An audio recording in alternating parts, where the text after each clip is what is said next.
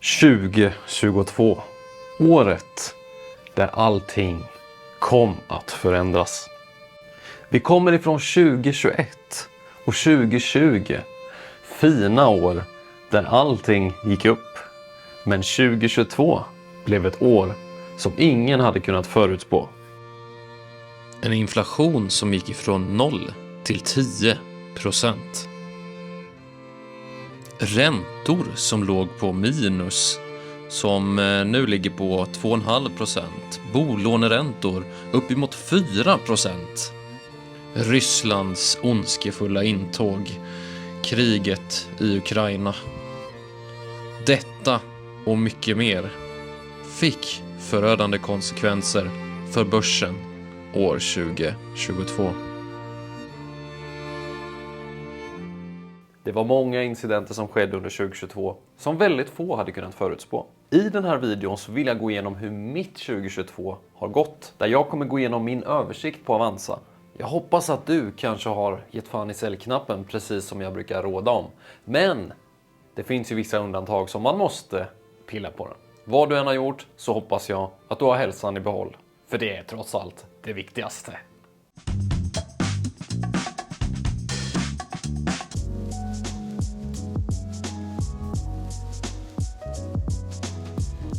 Så nu hoppar vi in på mitt 2022.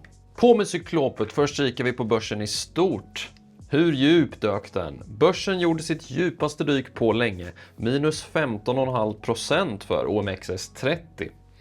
Men tittar vi på det bredare OMXSPI, eftersom att OMXS30 är ett ganska smalt index, då ser vi att börsen som helhet gick ner betydligt mer. Minus 15% låter inte så farligt faktiskt. Så vad kan vi lära oss från tidigare börsfall? Stora dippar brukar följas av ännu större uppgångar. Precis. Som vi kan se här, visst visar ju den här nu går ifrån 95, vilket är ganska lång tid. Men OMXS30 har gått upp 610% sedan dess.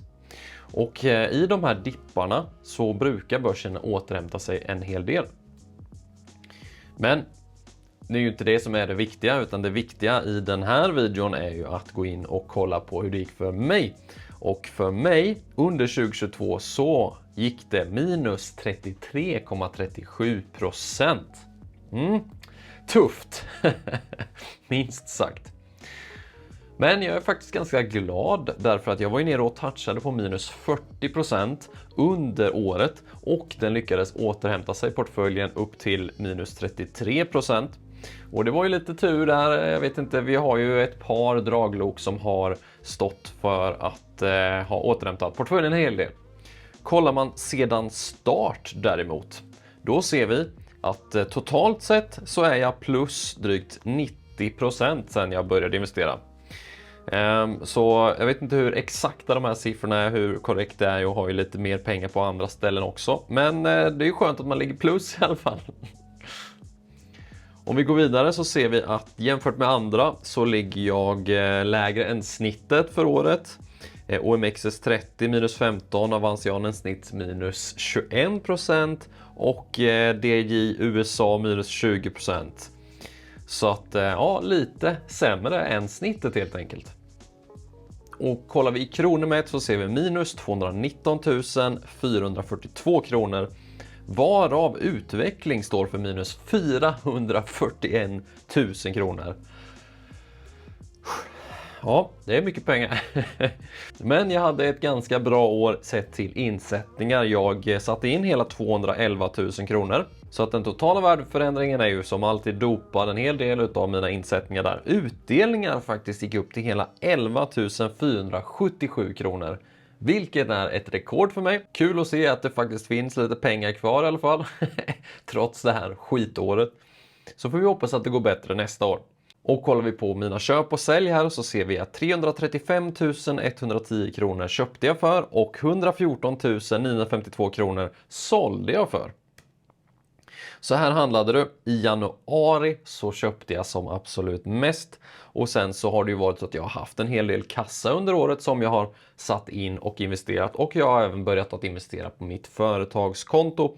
Vilket är separerat från mitt privata. Men de här är inlagda i de här siffrorna då. Och mina sälj var i april och juni och november som störst.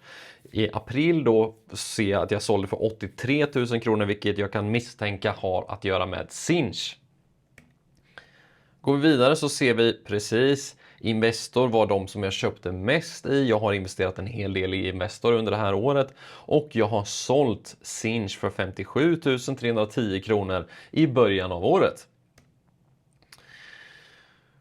Går vi vidare så ser vi här som mest investerar du 12 månader i sträck och så många månader köpte du då 12 månader. Så 12 utav 12, det är ju grymt. Det är ju precis det som jag brukar tipsa om, att man ska fortsätta investera hela tiden oavsett om det är skakigt eller inte. Och nu kommer vi in på enskilda innehav här. Så ser vi bästa och sämsta värdepapperna. Under året 2022 så ser vi att Hexatronic stod för plus 45 000 kronor. Waystream plus 31 000 kronor och Saveland för 1200 kronor.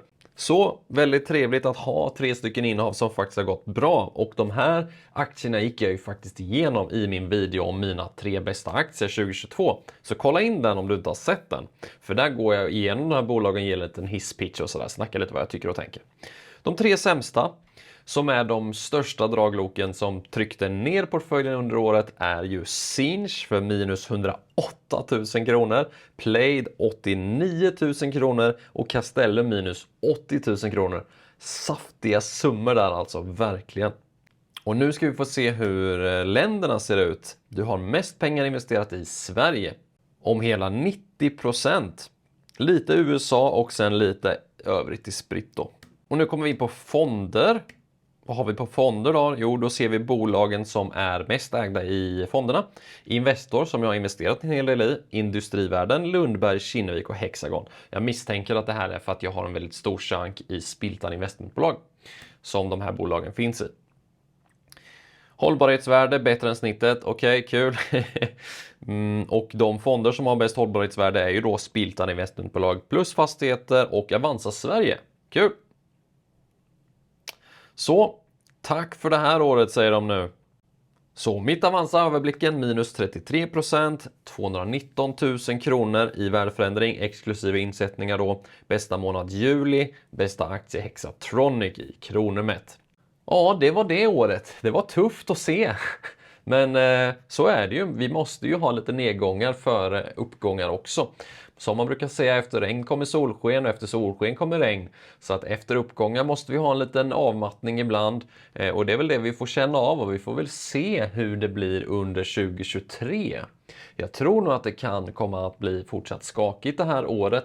Men förhoppningsvis så kommer vi att få en liten återhämtning i kanske sista halvan av året, hoppas väl jag på. Kanske att inflationen börjar att komma ner lite grann och att man inte behöver höja räntorna så mycket. Det kan nog ge en liten gnista till att börsen ska återhämta sig, tror jag.